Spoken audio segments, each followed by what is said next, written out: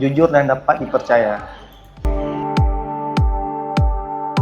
Bertanggung jawab untuk diri sendiri. Melahirkan kewibawaan.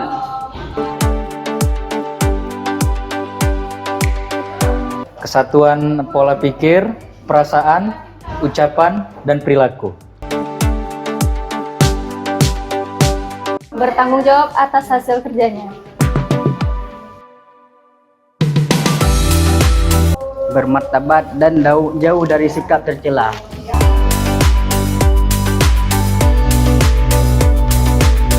Memenuhi panggilan azan. Transparan dan konsisten. Memiliki sikap yang objektif.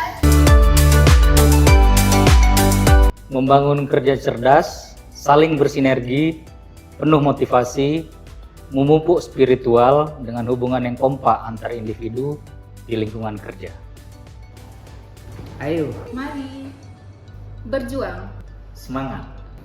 Wujudkan zona integritas di Mahkamah Syariah Banda Aceh.